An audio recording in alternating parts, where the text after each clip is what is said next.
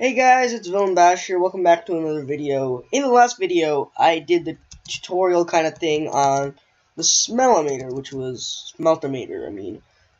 this.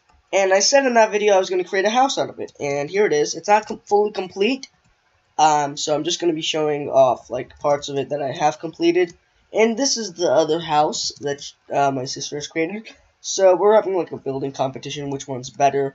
So she's got light switches over here, and again, hers is almost fully complete. I still got a long way to go with my pool and the actual house itself, but this is like the redstone part. So yeah, if we enter the house, we got a tripwire that practically closes here.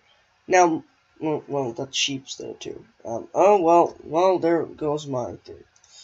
Well, now you're gonna have to die. So, I didn't want it to be this way. So, let me go grab myself some more string and get rid of this redstone block and put that, not there, here. There we go. And if you step on it, it practically puts a block there. How you get in, so most people will just quit at that. They'll be like, okay, there's no way in.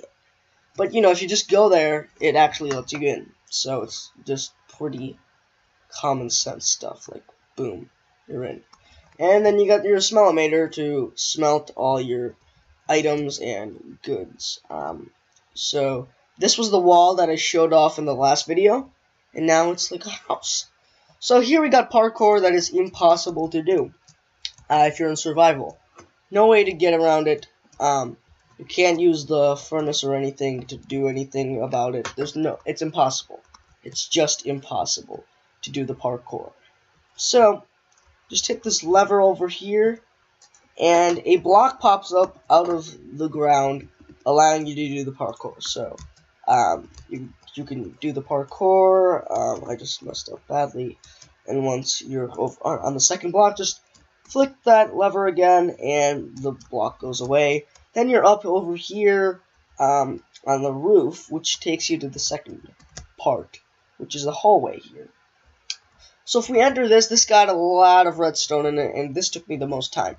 So if you want to go back, just hit this lever, and that door opens up, and then close it behind you to go back in, and then do the parkour to re-enter.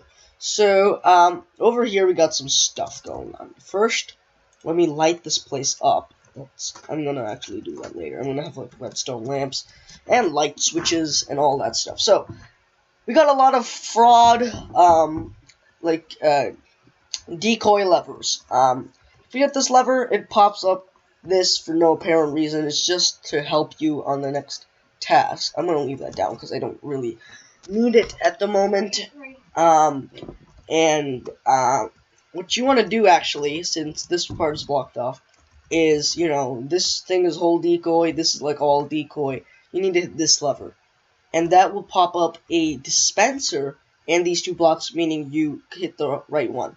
So that dispenser actually contains a fishing rod, and that fishing rod so your inventory would be clean in survival, and that fishing rod will help you do something.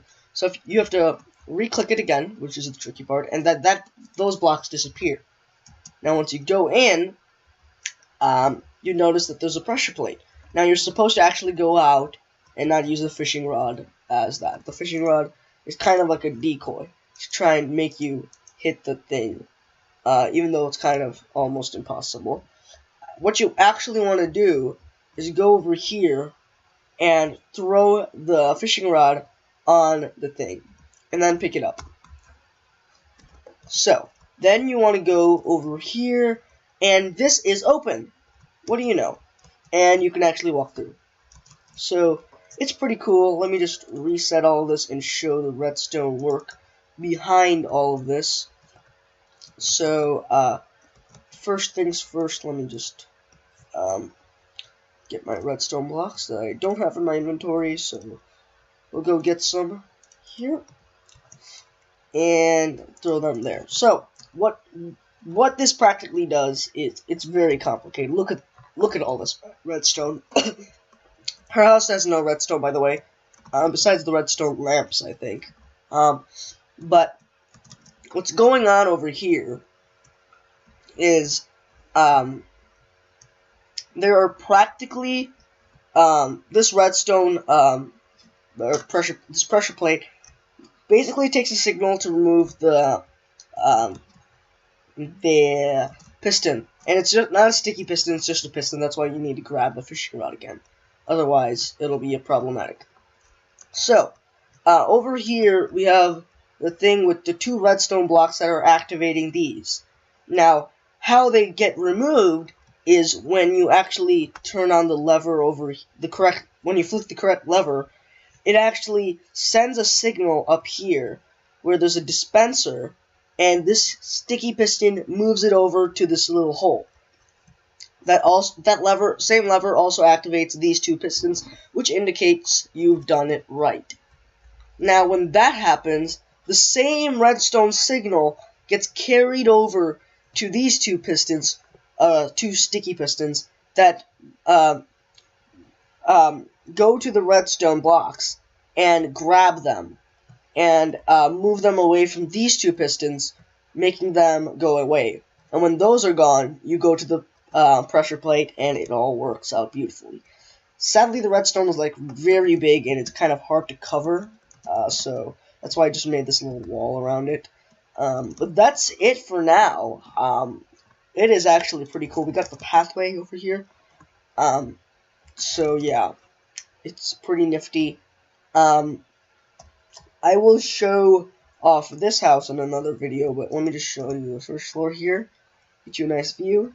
Of course, it looks much better than my house at the moment. So we're going to have to compete in that way in a short little bit when we get to the actual house, which is going to be past this door I'm going to make over here. So, if you guys enjoyed this video, hit the like button below. If you want a tutorial on how I actually made all this redstone work in depth, tweet me on Twitter, or, just leave me a comment on this video. I'll see you guys next time. Peace out.